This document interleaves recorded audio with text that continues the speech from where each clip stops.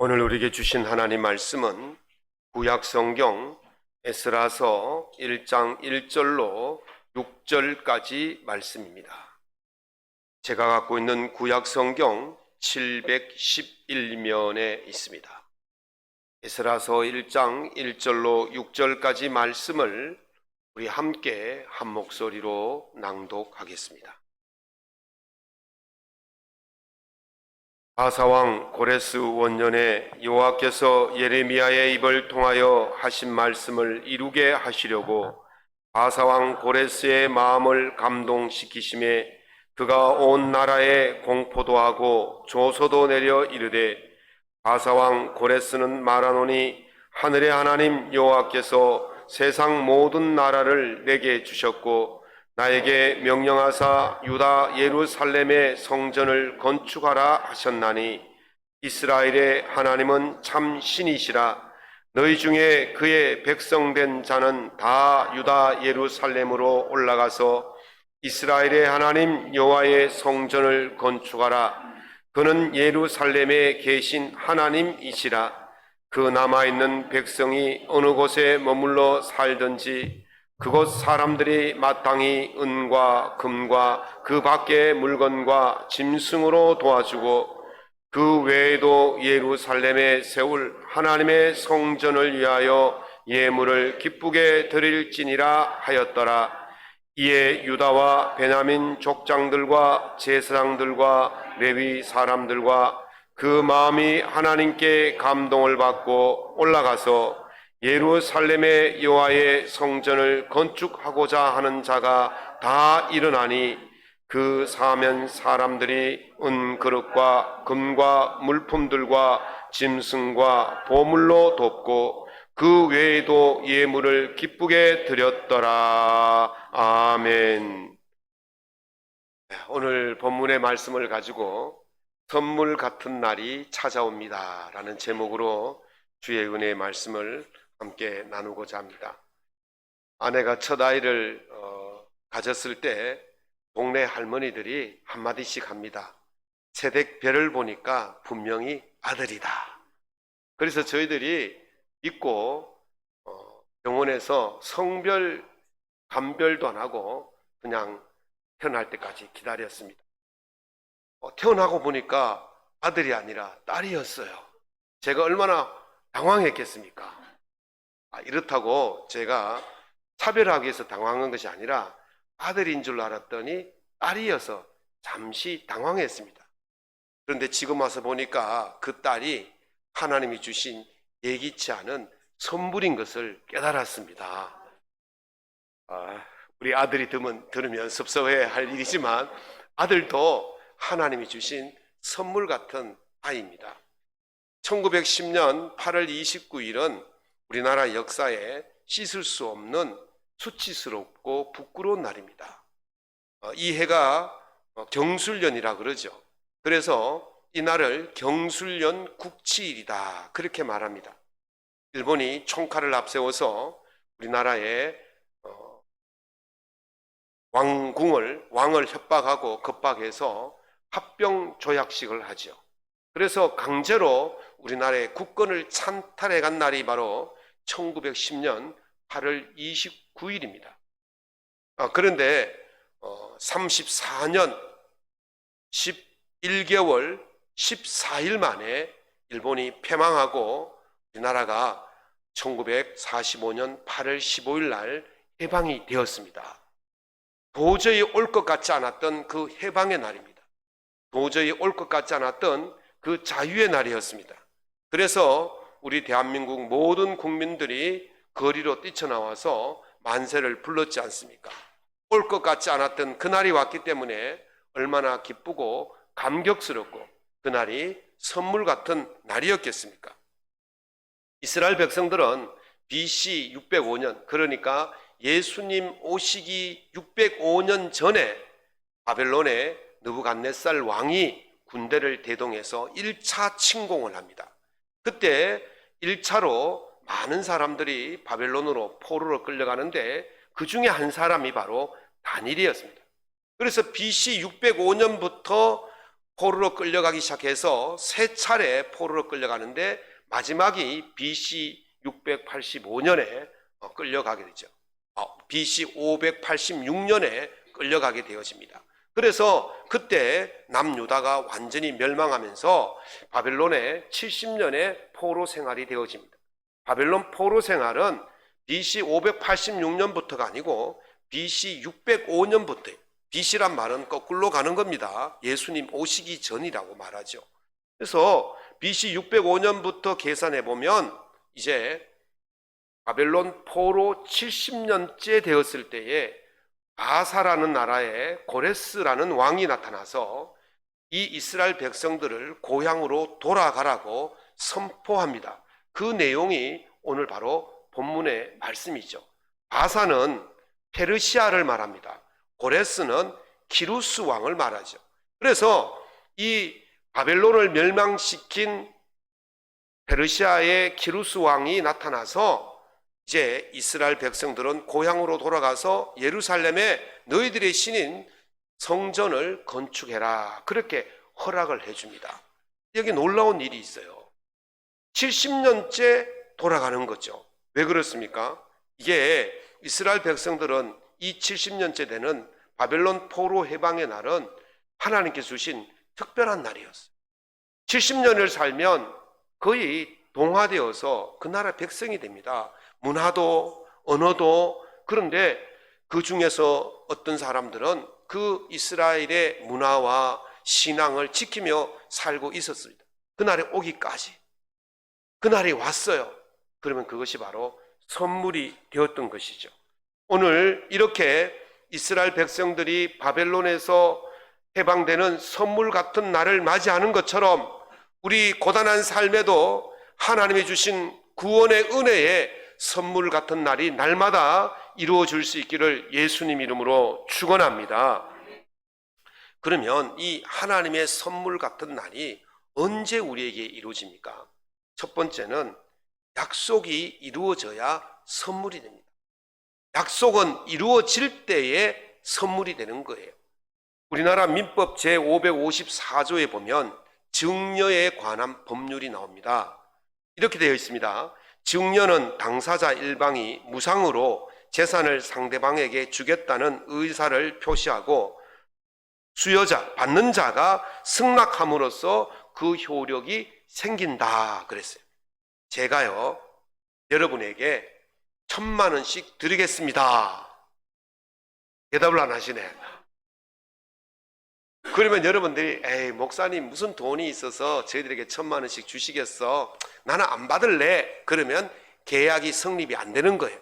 그런데 믿음 좋은 어떤 분들은 그래요, 목사님 주시겠다니까 받겠습니다, 이렇게 말하면 계약이 성립되는 거예요. 여기서 구두로 해도 계약은 성립된다고 그래요. 그러니까 제가 드린다고 말하고 여러분들은 받는다고 구두로 말해도 계약은 성립돼요. 그러면 여러분들은 어떻게 해야 됩니까? 받아야죠. 그런데요, 우리나라 민법 제555조에 보면 증여의 의사가 서면으로 표시되지 아니한 경우에는 각 당사자가 이를 해제할 수 있다 그랬어요. 제가 구두로 말해도 서면으로 계약서 써서 도장을 꽉 찍지 않으면 제가 나는 싫어, 마음 바뀌었어, 주기 싫어, 이렇게 하면 그냥 파기가 된다는 거예요. 그러니까 제가 이렇게 말을 해도 여러분은 어떻게 하셔야 됩니까? 종이 들고 와서 목사님 사인해 주세요 라고 해야 되니 이 계약이 성립이 된다는 거예요. 그런데 말이죠, 제가 해제하지 않는 이상은 그 약속은 살아있어요. 그러니까 언젠가는 주겠지라고 기다리고 있으면 되는 거죠. 제가 아내에게 이렇게 약속을 했습니다. 당신 생일이 오면 내가 나이만큼 10,000원짜리를 주겠다. 그랬더니 좋아하더라고요. 그래서 제가요, 이제 나이가 들어갈수록 참 버겁습니다. 점점 10,000원짜리가 늘어나니까. 그런데 가끔 가다가 잊어먹잖아요. 그러면 아내가 제게 고소할 수 있겠습니까? 구두로 했거든요. 그러니까 제가 안 주면 그만인 거예요. 줄 때까지 뭐 해야 돼요? 기다려야 돼요. 제가 잊어먹지 않도록 아내가 지혜롭게 보름이나 한 달 전에 여보 제 생일이 언제인데 아시지요? 이렇게 고지를 해줘야 돼요. 독촉을 해줘야 돼요. 그래서 아 그렇구나 하고 내가 준비해서 주면 되는데 또 잊어먹었어요 그날. 그러면 어떻게 됩니까? 줄 때까지 기다려야 되는 거예요. 이게 바로 약속한 선물이 내 것이 되려면 어떻게 됩니까? 내 손에 들어와야 내 것이 되는 거예요. 아무리 선물을 준다고 약속 1000번, 10,000번을 해도 안 주면 그거는 선물이 되지 않는 것입니다. 오늘 본문 1절 전반절을 보십시오. 여호와께서 예레미야의 입을 통하여 하신 말씀이라고 나옵니다. 하나님께서 예레미야의 선지자를 통하여 이스라엘 백성에게 무슨 말을 하셨느냐 하면요, 예레미야 25장에 그 말씀이 나와요. 25장에 보면 바벨론 왕 느부갓네살을 시켜 이스라엘을 황폐케 하고 이스라엘 백성은 70년 동안 바벨론에서 포로 생활을 하게 될 것이며 70년이 끝나면 바벨론을 징계하여 이스라엘 백성을 이스라엘 땅으로 돌아오게 하겠다. 이게 예레미야 25장을 요약한 내용이 바로 그렇습니다. 이걸 언제 했느냐? 이스라엘 백성들이 바벨론 포로에서 돌아오기 70년 전에 이야기하셨다는 거예요. 정확히 날짜를 맞추셨어요. 70년 뒤에 너희들이 돌아올 것이다. 그렇게 했단 말이죠. 놀랍지 않습니까? 하나님이 약속을 하셨는데 이 약속이 이스라엘 백성들에게 이루어지는 그날이 바로 선물의 날이 된다는 것입니다. 그래서 이스라엘 백성들에게 바사왕 고레스가 나타나서 너희들이 이스라엘로 돌아가라 그렇게 선포했을 때는 그것이 바로 내 손에 들어오는 선물이 된 것이죠. 그래서 그날이 선물 같은 날이 된 것입니다. 그런데 어떤 사람들은요, 소가 뒷걸음치다가 쥐잡았다 그렇게 말합니다. 그게 뭐 우연하게 일어난 일이지 그게 날짜를 정해줬는 것이 뭐 맞춰진 거 아니야, 예레미야가 어쩌다가 그 맞춘 거야 그렇게 말할 수도 있죠. 그런데요, 그것이 아니라는 증거가 있어요. 예레미야보다 120년 전에 활동했던 이사야라는 선지자가 있습니다. 그 이사야라는 선지자가 이 일을 누가 할 것인가라고 정확히 이름을 이야기했어요. 그러니까 바사왕 고레스가 태어나기 전 190년 전에 이사야가 활동했는데, 이사야가 이 이스라엘 백성들이 예루살렘으로 돌아오게 될 것이라는 이야기를 200년 전에 그 이름을 이야기했다고요. 아니, 놀라지를 않아요. 내일 일만 맞춰도 뭐 놀라는데 지금 200년 전에 정확히 그 사람이라고 이름을 이야기했단 말이죠. 제 말이 거짓말인 것 같으니까 이사야 44장을 보시면 이렇게 되어 있습니다. 44장 28절에 고레스에 대하여는 이르기를, 고레스라는 이름이 나오자요. 이 사람이 200년 뒤에 사람의 이름을 지금 말하고 있는 거예요. 이사야가 고레스에 대하여 이르기는 내 목자라, 그가 나의 모든 기쁨을 성취하리라. 이게 무슨 말이냐면요, 하나님께서 약속하신 바벨론 포로로 살고 있는 이스라엘 백성들을 해방시켜 주실 그 사람이 고레스인데, 그 고레스가 하나님의 약속을 성취시켜 준다는 거예요. 그리고 예루살렘에 대하여는 이르기를 중건되리라. 예루살렘이 아직 무너지지 않았어요. 이사야 때. 이게 120년 뒤에 무너질 일을 지금 말하고 있는 거죠.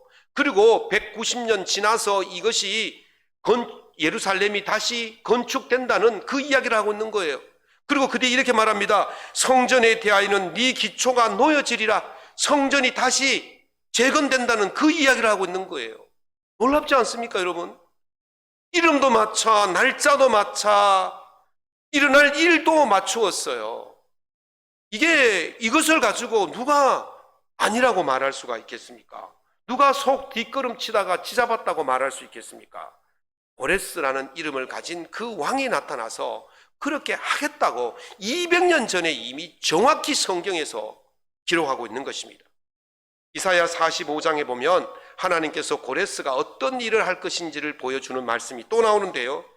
여호와께서 그의 기름 부음을 받은 고레스에게 이같이 말씀하시되 내가 그의 오른손을 붙들고 그 앞에 열국을 항복하게 하며 그랬어요.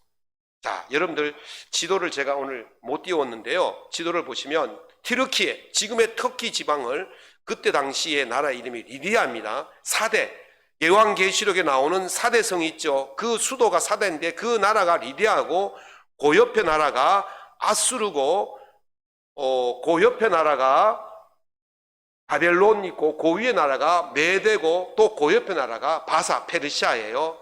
그리고 이 아수르 밑에가 이스라엘이고 그 밑에가 이집트예요. 지금 이 이야기를 할 때가 언제냐면 아수르가 가장 강한 나라였어요. 그래서 바벨론은 아수르의 속국이었고 페르시아, 바사는 메대의 속국이었어요. 별 볼일 없는 변방의 나라였단 말이죠. 그런데 200년 전에 이미 이 이사야가 이 바벨론이 어떻게 일어날 것이고 바사가 어떻게 일어날 것인지를 예언했단 말이에요. 그래서 바사에 대해서 예언하기를 리디아, 아수르, 바벨론, 메대, 이집트까지 다 정복한다는 말이 바로 오늘 이 이사야 이 말씀인 거예요. 45장 1절의 말씀인 거예요. 놀랍지 않습니까, 여러분들? 되어질 일들을 200년 전에 이미 다 이야기해주고 이름도 맞추고 날짜도 맞추고 다 맞추었다는 것이죠. 이 바로 고레스 왕이 하겠다는 그 약속을 해 주셨습니다. 그래서 그 날이 바로 오늘 바사의 고레스가 이스라엘 백성들을 고향으로 돌아가라고 선포한 날입니다. 선물이 200년 전에 약속하신 그 선물이 오늘 이스라엘 백성들 손에 쥐어졌다는 거예요. 예수님께서 말씀하시기를 천지가 없어지기 전에는 율법의 1.1핵이라도 결코 없어지지 아니하고 다 이루리라. 아멘. 하나님의 말씀은요 다 이루어집니다. 하나님의 말씀은 다 이루어질 줄로 믿습니다. 하나님께서 우리에게 약속하신 그 약속은 1.1핵이라도 없어지지 않고 우리에게 다 이루어질 줄로 믿습니다. 하나님께서 약속하신 그것이 여러분 삶에 다 이루어지는 선물 같은 날이 매일 될 수 있기를 예수님 이름으로 축원합니다. 두 번째는 약속을 믿고 기다려야 선물이 됩니다. 비록 구두로 약속한 것이라도 선물을 받기 위해서는 인내가 필요합니다. 우리나라 민법 544조에 보면 이행지체와 해제라는 법률이 있어요. 그 이행지체란 말은 약속을 했는데 안 지키는 것을 말하죠. 그래서 안 지키면 계약이 파기되는 거예요. 그런데요, 제일 먼저 해야 될 일이 뭐냐면 그날까지 약속을 지켜주십시오라고 고지하는 거죠. 독촉하는 거예요. 그래도 그날이 안 지켜지면 어떻게 합니까? 약속을 파기하는 거죠. 그런데요, 법률 상담가들은 증여할 때 구두로 약속했다 할지라도 혹시 그날이 왔는데 이행을 하지 않으면 독촉은 해라. 그리고 독촉날 지났는데 약속날 지나도 안 주면 해지하지 말고 기다려라. 그렇게 말합니다. 왜 그렇습니까? 구두로 증여를 했잖아요. 주면 선물이고 안 주면 본전이잖아요. 그런데 굳이 그것을 그래 나는 오늘부터 네가 약속 안 지켰으니까 나 안 받겠어 그렇게 말할 필요가 없다는 거예요. 그냥 기다려보라는 거예요. 그러면 이 사람이 형편이 나아지거나 생각이 바뀌면 줄 수 있잖아요. 그러면 그게 행지하는 거 아닙니까? 선물 받은 거 아니겠습니까? 그래서 기다려보라는 거예요. 사람은요 약속을 미룰 수 있어요. 형편이 안 좋아서 뭐 어떻게 지키지 못할 수도 있어요. 그러나 하나님은 반드시 약속을 지키실 줄로 믿습니다. 하나님은 사람이 아니시니 거짓말을 하지 아니하시고 인생이 아니시니 후회가 없으시도다. 사람은요 약속해 놓고요 후회합니다. 제가 아내에게 이제 생일만 다가오면 그 전날부터 일주일 전부터 후회합니다. 내가 왜 그런 약속을 해가지고 이렇게 하나 후회합니다. 그러나 하나님은 우리와 약속하신 걸 후회하지 않으실 줄로 믿습니다. 그 어찌 말씀하신 바를 행하지 않으시며 하신 말씀을 실행하지 않으시랴. 아멘. 그러므로 그 약속하신 날 그 선물이 내 손에 들어오기까지 기다리는 인내가 필요합니다. 그렇게 기다렸더니 이사야의 예언처럼, 예레미야의 예언처럼 그 선물 같은 날이 이스라엘 백성들에게 다가온 것입니다. 이스라엘 멸망시킨 바벨론 느부갓네살부터 이스라엘 바벨론이 멸망되는 벨사살 마지막 왕까지 한 5명의 왕이 있었는데 그 어떤 왕에게도 하나님께서 마음에 감동을 주신 일이 없어요. 바사 왕에게 하나님께서 감동을 주셨다 그랬어요. 1장 1절에 하신 말씀을 이루게 하시려고 바사왕 고레스의 마음을 감동시키십니다. 그 감동된 사람, 그 사람이 나타날 때까지 기다려야 되는 것입니다. 이스라엘 백성이 바벨론에서 해방되는 날이 하나님의 선물이라면 온 인류를 위한 하나님의 선물도 준비된 줄로 믿습니다. 그것이 무엇입니까? 바로 우리의 죄와 죽음에서 우리를 구원시켜 주실 메시아를 주시겠다고 약속하신 그것이 바로 하나님이 우리를 향한 약속인 것입니다. 이사야 7장과 9장에 보면 메시아의 탄생의 예언이 나옵니다. 주께서 친히 징조를 너에게 주실 것이라. 보라, 처녀가 잉태하여 아들을 낳을 것이니 그의 이름을 임마누엘이라 하리라. 아멘. 그것이 예수님을 통해서 이루어졌지 않습니까? 예수님의 탄생을 700년 전에 예언했는데 그것이 그대로 이루어졌습니다. 그 약속을 믿는 사람들은, 믿고 기다리는 사람들은 하나님의 큰 선물을 받았습니다. 요한복음 1장 12절에 영접하는 자 곧 그 이름을 믿는 자들에게는 하나님의 자녀가 되는 권세를 주셨으니, 하나님의 자녀가 되는 큰 권세, 큰 선물을 믿고 기다린 자들이 받게 되었다는 것입니다. 하나님의 자녀가 되는 권세, 그 선물을 내 힘으로 받을 수가 없어요. 하나님이 주셔야 되는 거예요. 그래서 그것이 바로 선물이 되는 것입니다. 에베소서 2장 8절에 보면 바울 사도가 이렇게 말씀하십니다. 너희는 그 은혜에 의하여 믿음으로 말미암아 구원을 받았으니 이것은 너희에게서 난 것이 아니라 하나님의 선물이라. 아멘. 하나님의 선물이에요. 선물. 내 힘으로 받을 수 있는 게 아니에요. 그냥 믿고 기다렸더니 그 기다린 자들에게 하나님께서 선물로 안겨주셨다는 사실입니다. 나보리 바바라는 분이 쓴 행복의 비밀이라는 시가 있어요. 그 일부를 제가 읽어드리겠습니다. 가슴에 슬픔이 가득할 때, 눈물로 무너져 내릴 때, 주변 모든 것이 암울할 때, 은밀히 죽음의 소리가 들릴 때, 사랑이 의미를 잃었을 때, 언제나 결국은 비명을 지르고 말 때, 희망이 사라지고 믿음은 깨어질 때, 중요한 모든 싸움에서 패배했을 때, 그때가 인생의 선물 같은 순간입니다. 왜냐하면 애쓰고 싸울 때 하나님께서 당신과 함께하기 때문입니다. 아멘. 여러분, 우리 삶이 그렇지 않습니까? 매일같이 싸움이고 매일같이 고단하고 매일같이 어렵고 매일같이 절망스러운 그런 삶이지 않습니까? 그러나 그런 삶 속에 하나님이 우리와 함께 싸우시고 우리와 함께 하시기 때문에 우리에게 그날이 선물 같은 날이 될 수 있다고 말하는 것입니다.